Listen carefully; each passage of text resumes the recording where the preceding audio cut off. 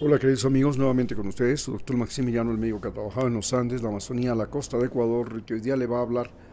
sobre lo que significa ser un ser humano en Ecuador, ser un árbol, una planta, un animal en Ecuador, o ser una cultura indígena en Ecuador. Podríamos decir que el ser humano en Ecuador es muy diferente a ser humano en Estados Unidos, posiblemente en Australia o en Europa, inclusive en China. El ser humano en Ecuador es un individuo que tiene una conciencia histórica que viene de haber sido parte del imperio de los incas, parte del imperio español, el uno el más grande imperio de Sudamérica, el otro el primer imperio transoceánico del mundo y el más grande imperio transoceánico del mundo durante casi 300 años, y luego ser el habitante de uno de los países denominados del patio trasero de los Estados Unidos. ¿Qué diferencia existe entre ser el habitante de un imperio como el imperio de los incas con respecto a ser un habitante del imperio español? El ser habitante del imperio de los incas significaba que podíamos hablar quichua, que podíamos recorrer grandes distancias sin que eso signifique fronteras entre los países, y estamos hablando de desde Colombia hasta el norte de Chile y Argentina, y que podíamos simplemente vivir y comercializar, movernos con cierta libertad, pero éramos individuos que desconocíamos una lengua escrita, éramos individuos que no teníamos dominio de las armas de fuego, tampoco teníamos el dominio de los metales, el dominio de la rueda, el dominio de las matemáticas, del urbanismo, de la arquitectura, y tampoco teníamos las capacidades de utilizar medicamentos, medicinas y todos los recursos tecnológicos que tienen ahora los seres humanos del siglo XXI, comenzando por el increíble y extraordinario celular. Cuando fuimos parte del imperio de los españoles, nosotros fuimos dos tipos de seres humanos. En un tipo de ser humano era el que estaba obligado a vivir en una hacienda, condenado de por vida a lo que se llamaba el servilismo, o sea, ser siervo. No teníamos la condición de esclavos, pero eso era una cosa que no se podía entender. No había diferencia para nosotros entre ser siervo y ser esclavo. La diferencia estaba en que el esclavo, que era una forma de dominación que se extendió por Europa gracias al Imperio Romano, significaba que el esclavo no era dueño ni de siquiera de su vida, tampoco de su comida, de su trabajo, de su esfuerzo, de sus hijos, nada. El esclavo era un individuo al cual el amo le podía quitar los hijos, quitar la mujer, vender los hijos, vender la mujer, darle de comer, no darle de comer, y por último venderlo a él. Hasta podía matarlo. En el caso de las mujeres podían utilizarlas sexualmente y si le daba la gana las embarazaba. En cambio, cuando llegó el servilismo, cuando llegaron los conquistadores españoles, se supone que la religión católica, que fue la que destruyó al Imperio Romano, con Carlomagno a la cabeza, al Imperio Romano de Júpiter y todos los dioses del Olimpo, y lo reemplazó por un Imperio Romano cristiano en el que Jehová, es decir, en realidad no era Jehová, en el que Cristo, para enseñar Cristo, no Dios, Cristo era el nuevo Dios. Cristo era la encarnación del Dios en un ser humano, y este Cristo encarnado, que es al mismo tiempo Hijo y es al mismo tiempo Dios, tenía la diferencia en que en lugar de ser un Dios omnipotente que podía volar por los cielos como Júpiter, que podía preñar a todas las mujeres que le daba la gana, que podía matar o perdonar la vida, inclusive de otros dioses, Jesús era un ser humano con la cualidad de que podía curar enfermos y que inspiraba a otros seres humanos para que reemplazaran al odio y la guerra por la paz y el perdón. Se considera que el perdón y el amor son los dos más importantes principios que pregonaba este ser humano de cualidades extraordinarias, cualidades que no eran las cualidades de un ser sobrenatural, sino que eran las cualidades de un individuo que tenía la capacidad de enfrentar la crueldad, la maldad y la dureza de los romanos y los judíos, que habían convertido, en el caso de los judíos, al dinero en oro, y en el caso de los romanos, que habían convertido al poder, a Roma, en el centro de el cielo, es decir, era un mundo en el que el cielo había descendido de el azul de la estratosfera a la tierra y se había convertido en Roma, y los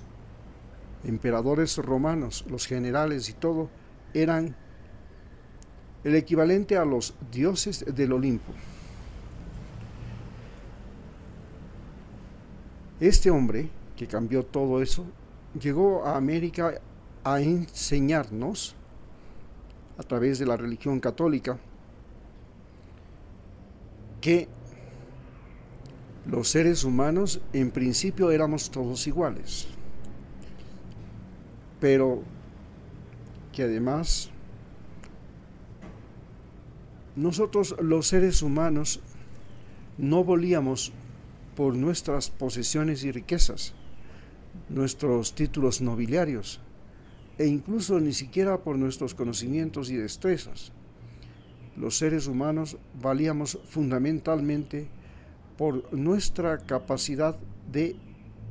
lo que él repetidamente decía, amar. ¿Y qué es amar para aquel Jesús que llegó a convencer a millones de indígenas de América y de mestizos de América para unirlos en una religión que se extendía desde California hasta la Patagonia? Amar era simplemente la firme oposición a la muerte, al dolor, al sufrimiento y a la humillación. Era eso lo más importante. Eso era, porque Jesús, cuando le tocó enfrentar la acusación que le hacían los judíos de que él estaba incitando a la población a no pagar los impuestos, les dijo a Dios lo que es de Dios. ¿Y qué es de Dios?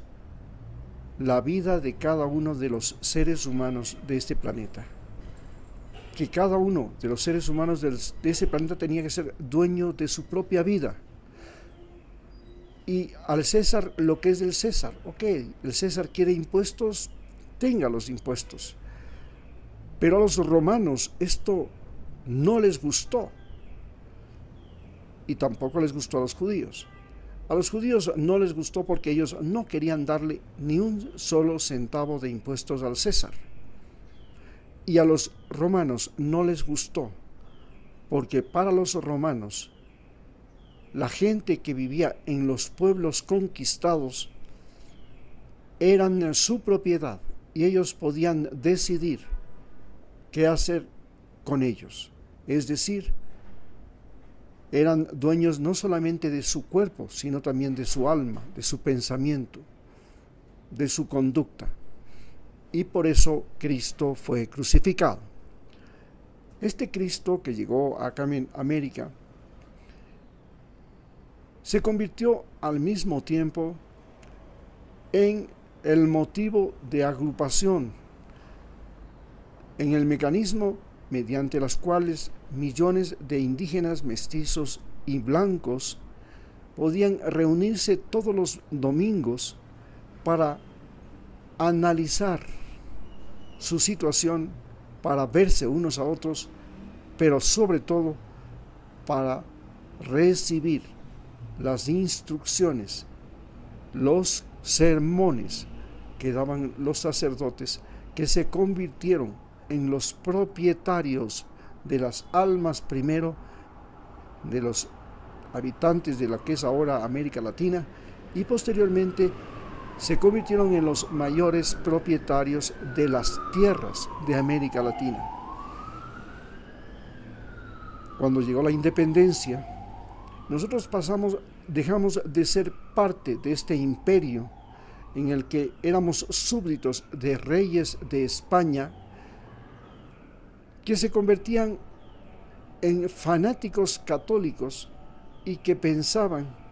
que podían decidir la suerte y muerte de todos los seres humanos de su imperio enorme, desde Filipinas hasta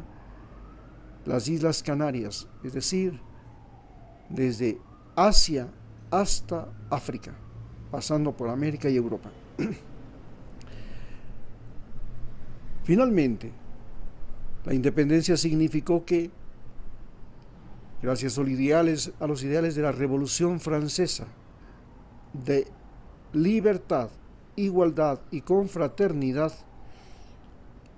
los seres humanos se vieron a sí mismos en otra dimensión. La libertad, esta posibilidad de decidir por sí mismo en todo, de no esperar a que otro decida qué es lo que tienes que hacer, lo que tienes que comer, con quién te tienes que casar,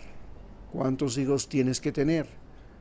cuántos de tus hijos tienen que ir a la guerra, cuántos quintales tienes que darle al dueño de la hacienda, cuántos animales también. Esto de que los seres humanos no necesitaban vivir para otro ser humano y que podían hacerlo. Es decir, podían vivir para sí mismos, para los seres queridos, para las personas que ellos estimaban, y no para gobernantes de cualquier estirpe que hubiese. Era el primer sueño. El segundo sueño fue el sueño de la igualdad, que se expandió por todo el continente americano y que fue el origen de la razón de la independencia de los Estados Unidos. Pero la igualdad no era una igualdad entre gente de diferentes razas. Se hablaba solamente de igualdad entre hombres blancos. No había la igualdad de hombres con mujeres, no había la igualdad de blancos con otras razas, e inclusive no había la igualdad desde el punto de vista económico. El dinero, que se convirtió en el centro, el motivo y el origen, porque Estados Unidos cambió la religión del culto a Dios, este Dios llamado Jesucristo, que no era un Dios sino un ser humano, al que se le convirtió en Dios, cambió por el culto al dinero. Hoy Estados Unidos es el estado que rinde absoluta y totalmente culto al dinero. y lo hemos visto en las elecciones que recientemente terminaron. El señor Elon Musk, el hombre más rico del mundo en este momento, con 420 millones de dólares, es el que ha puesto el gobierno en los Estados Unidos y es ahora el que le dice al presidente Donald Trump lo que tiene que hacer, comenzando por recomendarle, entre comillas, no admita el techo en el presupuesto del fiscal de los Estados Unidos, del Estado, hasta el año 2027. Tenía que haber terminado eso de que no hay techo para el gasto fiscal en Estados Unidos hasta el 2025 por razón de la pandemia, pero se ha extendido ahora y él exige que sean. Esto nos da a entender que Estados Unidos ha convertido al dios dólar en el centro mismo de su religión. Ellos tienen una nueva religión. Esta religión se llama dólar. Y por cierto, entonces el dólar, que ahora está amenazado por otras monedas como el Bitcoin y el euro, es el centro del problema del siglo XXI. Pero, ¿qué es lo que nos ha enseñado nuestro tránsito y nuestra existencia aquí en países como Ecuador, que está situado en la mitad del mundo,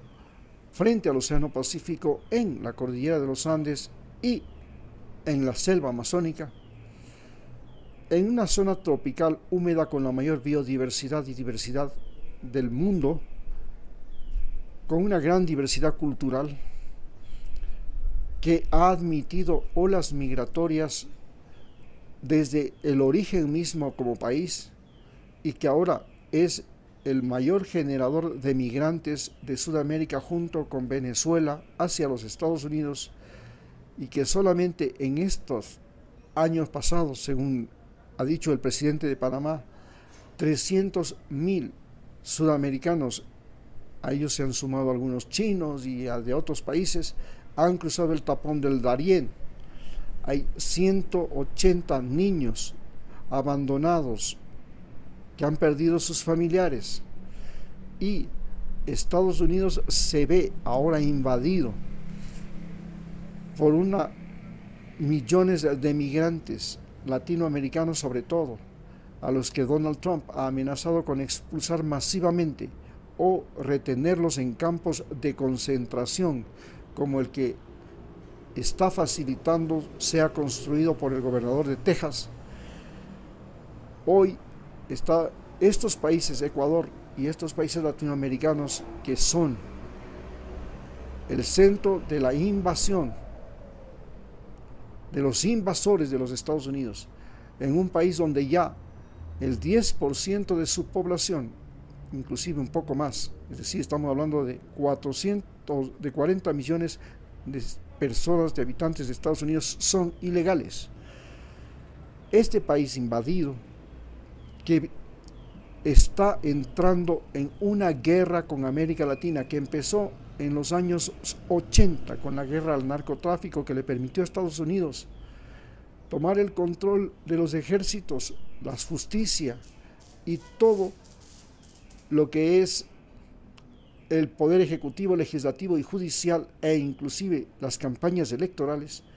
utilizando la excusa de una guerra a las drogas, a los carteles que financiaban primero a la guerrilla de las FARC y ahora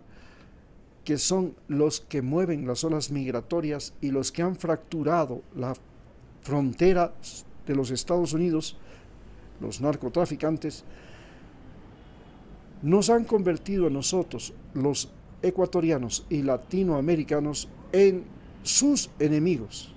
Y somos sus enemigos no solamente porque hablamos español, somos católicos, somos mestizos, y el mestizaje desde el origen de los Estados Unidos fue algo abominable,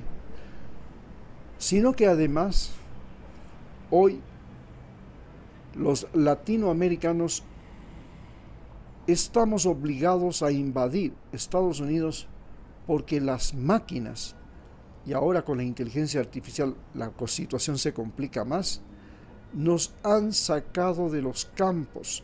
de las calles, de las ciudades, y nos están sacando inclusive de las fábricas, de las oficinas, de los lugares de trabajo. Las máquinas nos están reemplazando y nos están expulsando a los latinoamericanos y nos expulsan hacia los Estados Unidos. Muchas gracias.